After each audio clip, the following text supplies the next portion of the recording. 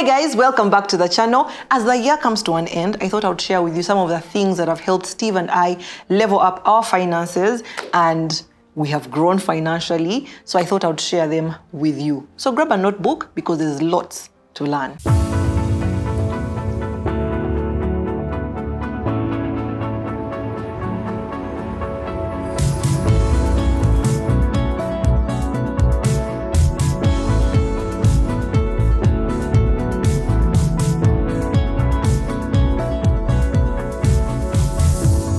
Each of us needs a partner, someone we can rely on to break down potential risks in life and how we can mitigate them. Our partner in today's episode is Hillcrest Insurance Brokers, a reliable broker in the insurance market, ready to understand who you are and what you need. From vehicle, aviation, health, work, fire, life insurance, and so much more. So save time, money, and worry by calling them using the numbers on the screen. So like I've mentioned, Steve and I have been on a personal finance growth journey and a family finance growth journey, and we have learned so much and we have grown so much. I mentioned to you guys, I think in my earlier videos, that in the first year of marriage, Steve and I were just, balling and, eating our money because, why not, yeah? Then after 1 year into marriage, realized we really had nothing that we could, really hold, like say this is ours, or how we have grown. And we noticed that something needed to change. And we've put in lots of work in building our finances.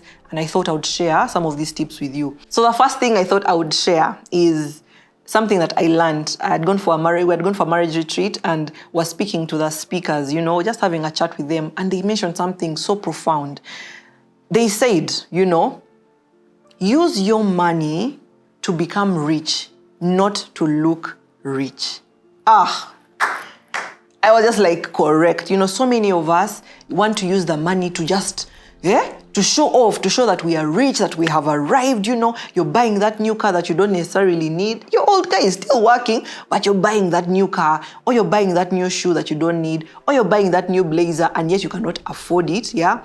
And we've learned over time that 80% of our income, like most people, is based on public opinion.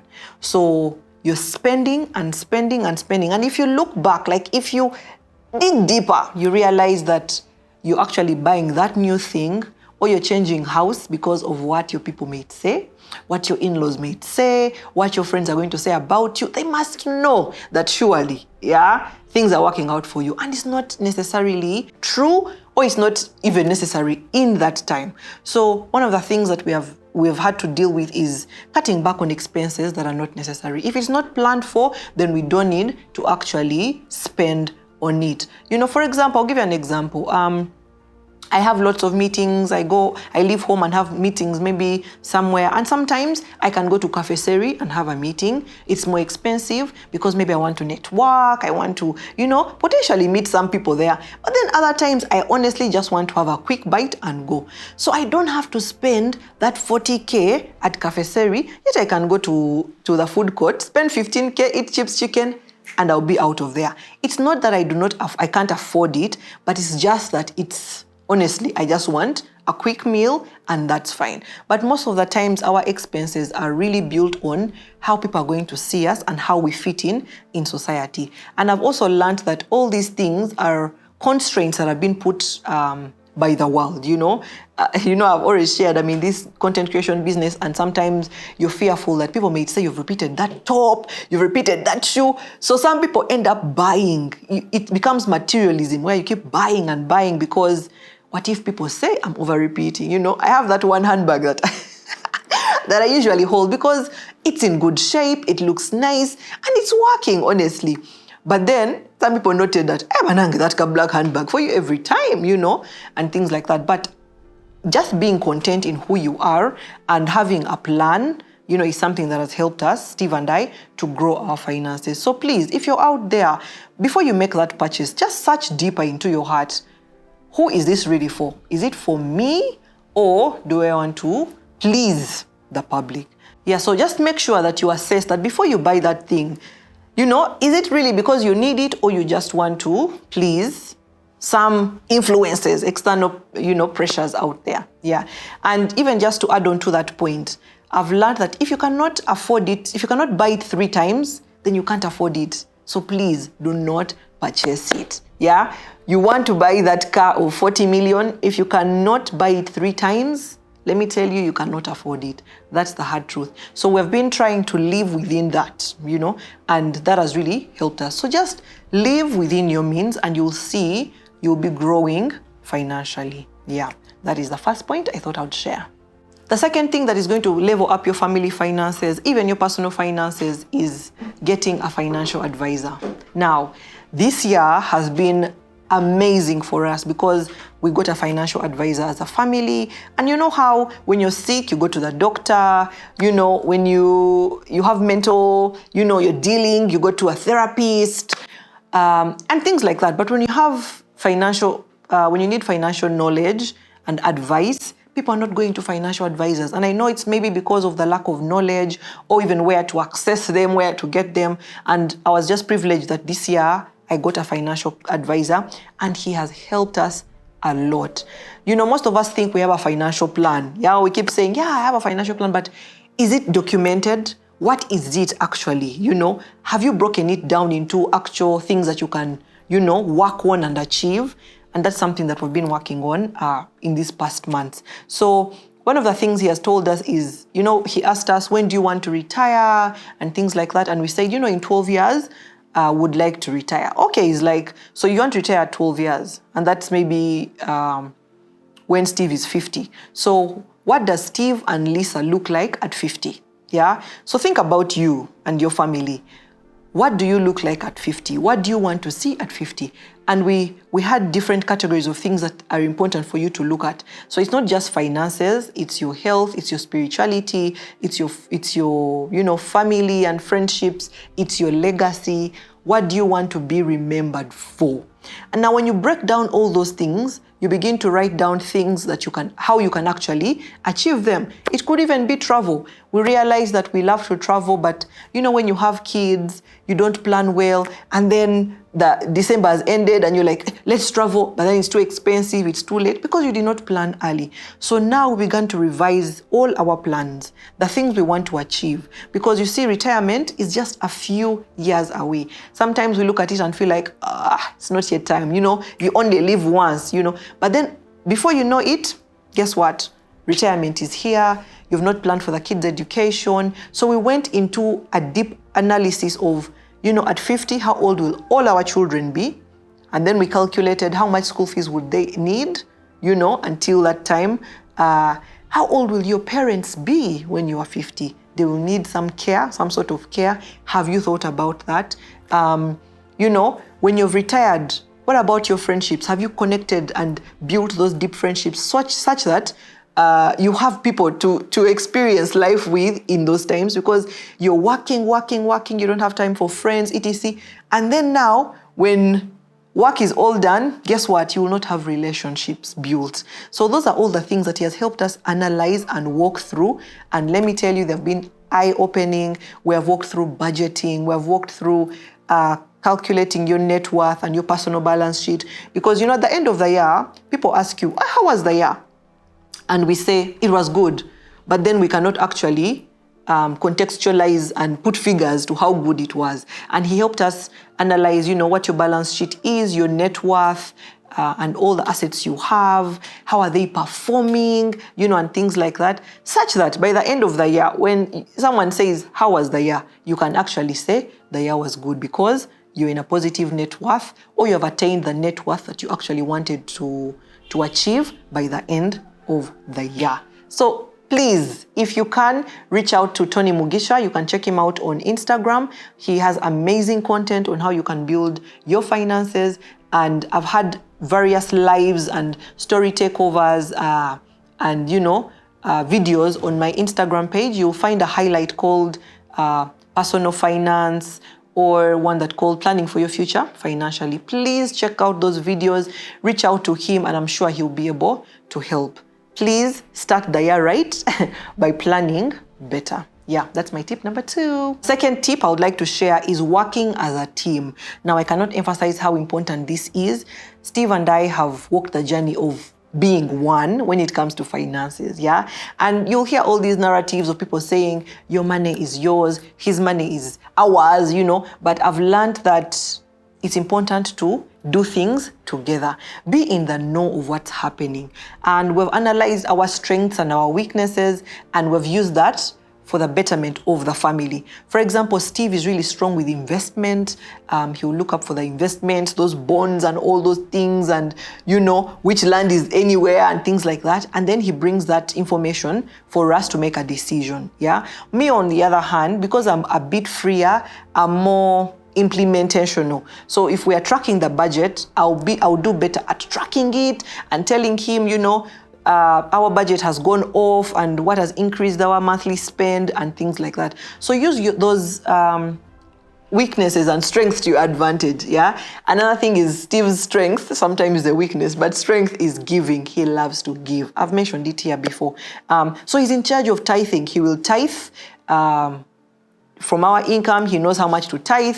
When we are giving, he's only in charge of giving the people that we give, and things like that, because that is a strength that he has, yeah? So he will not do the nitty-gritties of how much have we spent, or we're over budget, because that I'm good at that. So analyze what your strengths are, what your weaknesses are, and work together to ensure that you're achieving the goal that you've set as a family. So don't do things in isolation, There are lots of families where everyone is doing their own thing, yeah? The lady goes and buys land and keeps quiet. The guy goes and builds rentals and keeps quiet. No one knows where things are. But then you find that in case of anything, guess what? Some people there are the ones who know. You can just take advantage and, take those things. But also you don't want to leave your family in a state where they do not know what you own, the properties that you have. So just work as a team and talk about these issues, communicate. And I think it brings me to the next point where we have family financial dates, yeah? We call them money dates. So every so often, Steve and I come together and we have a money date, yeah? Now we are typically talking about finances. Okay, let's look at the template, the net worth. Has anything changed? Okay, I think Tony, our financial advisor, told us when you have your assets, there are different asset classes. You have property, you have shares, you have bonds, you have equities, and cash assets, yeah? So no asset should be above 40%, because that means you're not spreading your finances well. So when we analyze that, then we know if we're going to make an investment, you've looked at your personal balance sheet, you're able to see that, we have so much property, it's over 40%, How about in the next investment, we get a bond instead of investing in land, because you're diversifying your portfolio. So when you have those money dates, you're able to look through and review each of those lines, and that is going to help you grow. But when you have things in your head, you're like, our goal, let's save 100 million this year.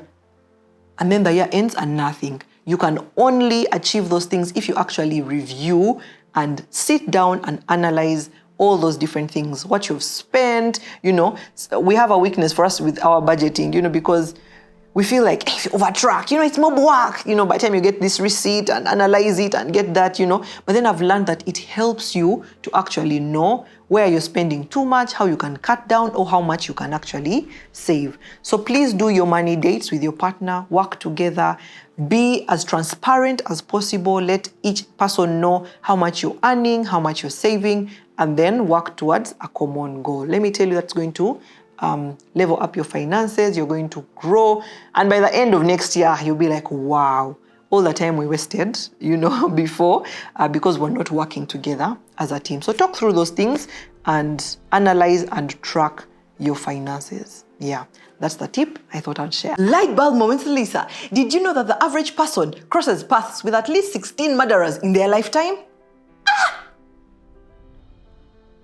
Are you the murderer? So this tip should be fast, because it's the most important. One of the things that we have learned is it's not our money, it's God's money. God has blessed us with First of all, the knowledge to create wealth. He has blessed us with this money and all the wisdom we have to make it. So we need to honor him with our finances. And the challenge is so many Christians are not honoring God with our finances. And that's like the first thing, the foundation thing you need to do.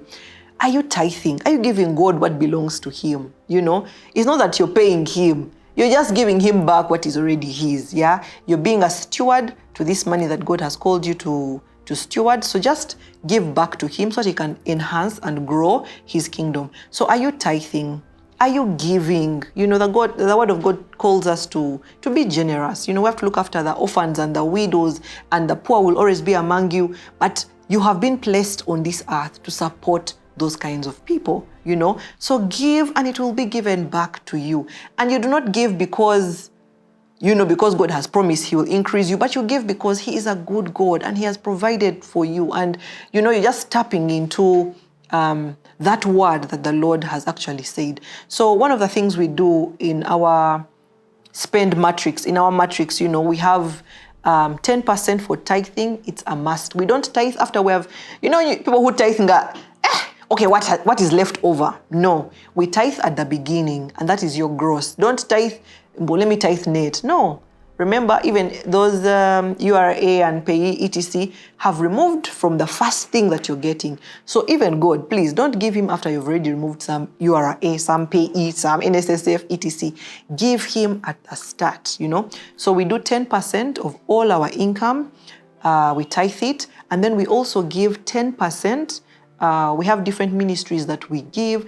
And one thing that I've seen that has helped us is, you know, when you have specific ministries you give or specific people that you give monthly, it helps you actually be held accountable. So that if you say, I will give when someone asks me, but the whole month someone may not ask you, or you may not see the need. But when you have those specific people you give, then it helps you to be kind of true to what you've set out. So that helps us be accountable to God, but to steward his money so much better. So give to God. You know, there's a verse that says that you will be prosperous as your soul prospers. And most times we want only to be prosperous, but our souls are not prospering. Yeah. So if we're asking God for those things, you're saying, God, may you increase, help me with my business, etc.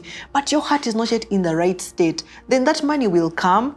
And guess what? You'll be stepping on people's heads. You know, you will be proud. You will do all those things you don't want to know. Yeah.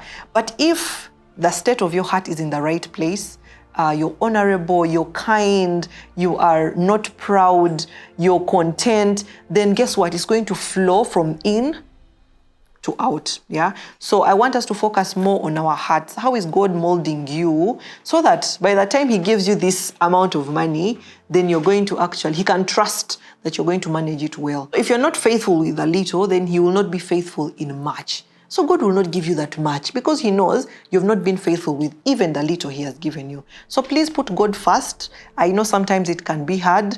The money is not, it seems like it's not there. You know, you're left with little, but just give it back to God. Let me tell you, those stores will open for you. The floodgates of heaven will open for you, and you will be blessed. Because of our giving, I will testify we have not lacked. Guys, give. Yeah. So for me, I think that's the most important point. Honor God with your finances. It's his money. It's not your money. So I think I've talked a little about this, but having a family financial vision is really key. Now, when we're starting the year, Steve and I like to sit down on our money dates and have like a goal. At the end of the year, how much should we have saved? Okay. Or how much should we have invested? Okay. Where is that money going to come from? You know, and things like that. And then, like I've mentioned, document those things. When you document them, you're able to track them. So we have a financial goal for the year, and we're going to review it at the end of the year and see if we have achieved it. And then if we have not achieved it, then we're analyzing why didn't we achieve it. So when you have that goal, I know how much I need to put in. Steve knows how much he needs to put in so that we can all achieve that goal together. So please sit down as the year ends, review your whole year, but then plan for the next year. How much money do you want to save? How much property do you want to buy? How many bonds do you want? Like, what is the goal? You know, you want to make sure that as you're growing, you know, as you're growing, like let's say 30 to 35 to 45, as you grow older, you want more stable income that you can actually rely on. So if you put some money in bonds, over time, you'll find that monthly, they're paying you some amount of money. So you cannot have that if you do not plan for it now. So have a vision and then plan for that vision. I implore you, please, don't start the year or don't end the year without a family financial vision. Because we have all these other things that we plan for, but then when it comes to our family finances, we have not planned for them. And it even cuts across to the children, yeah? Remember the word of God says, a good man leaves an inheritance for his children's children. That should be the goal. So as you're working towards it now, you put in the work now and not later. You don't work at it when it's too late. You work at it now. So sometimes you have to go through delayed gratification, yeah? You don't have to have the things you want now, but you'll get them later if you just put your mind to that goal. So there are so many times, I've been yearning to travel for so long. I think I left the country during honeymoon time, but it beats me up. I'm just like, I love to travel, but delayed gratification. We may not be able to afford it now because you have 3 kids. Every time you're pregnant, then are you going to carry a nanny? And, it comes with so much, organization and logistical planning, but we've had to delay that. But now the kids are older. Now it's going to happen because we have built some sort of cushioning, we are planning for it and things like that. So please delay that gratification. You don't have to eat that Javas every day. You don't actually have to, And one thing I've noticed is that so many people eat their seed. You see, so many people, they have traveled, they're hanging out, they're having fun, they're buying all these things, but they're actually using their harvest. They planted seed way before. Now, whatever has come out, it has multiplied. They're using that money to do those things. But then for you see them and you're like, Lisa bought a new car. Even me, let me buy. Kumbe, for you eating your seed. Lisa is using her harvest, So think through that. Are you eating your seed or are you eating your harvest? So if you can just invest and let that money, when it works for you, you use that to do those other things, let me tell you, you will be in a business. Yeah. So delayed gratification is something we all as Ugandans need to learn. Do not eat your seed. Give things time. You will enjoy much later. Give it 2 years. Sow the seed. Invest, and let it grow. So yeah, that's something that's really helped us. And now the kids are a little older. Yes, you have a young one on the way, but we are feeling like the family is full. Now, let's move with the family. Wherever we want to go, to travel, to do all those things and just enjoy life together. But you cannot do that if you're relying on what others are saying, your fear of missing out, FOMO, So everyone is going for Christmas holiday somewhere. So you're like, you put your husband on pressure. Where are we going Christmas? Where are we going? We cannot stay. It's okay to stay.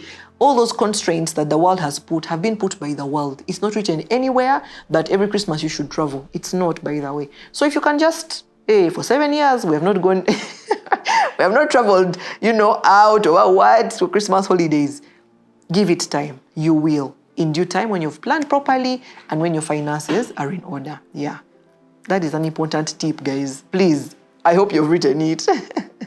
So the final thing I would like to say is, when it comes to finances, so many times, I know we have talked about being content, and that's a good thing, but so many of us have become complacent and we are not increasing our income. Now, we need to increase our income. There are few people who have become wealthy from having one stream of income. It's impossible. It's impossible. You know how a table has 4 legs? Yeah? Those 4 legs are your different sources of income. But when you have one leg, the table is doing what? It cannot balance. In case of anything, you're fallen. So you need to think through, how can we increase our income? Monetize your knowledge. So many people out there have so much knowledge, but you're not monetizing it. People are picking your brains for free. I like to tell people, I give YouTube content for free. Anything after that, Lisa, I have this challenge. Can you help me? My husband or my children. I'm like, yeah, we can talk. $250K for a physical consultation meet. And that's okay. You can charge for your knowledge. If you have experience with house helps, like for example, I've had mine we're coming to 6 years now. There are certain things I'm doing right, I developed a house help tool that can help some people, to just improve their relationship with their house helps, or to just improve that whole journey.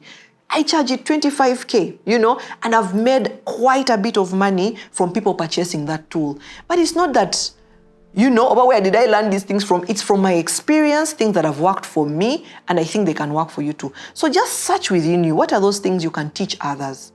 Maybe you can mentor someone out there. You've been in the workspace for I don't know how many years. There are so many young people coming up that need mentorship. Charge 50K for a 30-minute session, Increase your income. You don't have to start an actual business, but there are so many things you can do to increase your income. Make sure that at least you have 4 legs. As a family, you have Lisa's income, you have Steve's income, you're baking, another leg, you're putting out YouTube videos, another leg, you have a bonds, another leg. Like, let me tell you, you have to increase that income. So be creative, because one source of income, just being at the workplace, the job, is not going to make you wealthy. And that is the hard truth. So start thinking, because retirement is just a few years away. And before you know it, you have nothing to your name, or you're struggling, when you're no longer working. So I also like to ask people, if you didn't have your job for 6 months, would your family survive? If they told you the job is no more for 6 months, would you survive? You honestly need to be having a buffer that can support you all through that time. So please think through and find ways to get creative and make some money. And people like saying, the economy. No, people have money, Sometimes I sit at the shop at Amia Body. If you don't know, I run a business and we sell perfumes. And someone will come, in that economy you're saying of January, someone will come and buy 2 perfumes of 800K each. So people have money. Can you find a way to solve the problem that people have, and they will pay you for it? So those have been my tips. I hope you found value. Let me know in the comment section, what are those things that can level up people's finances? I'm sure there are things that you've tried that have worked for you. My name is Lisa Kusima, and I'm always here to inspire. Don't forget to like the video, because when you like the video, YouTube, sends it to more people that will actually need it. Bye.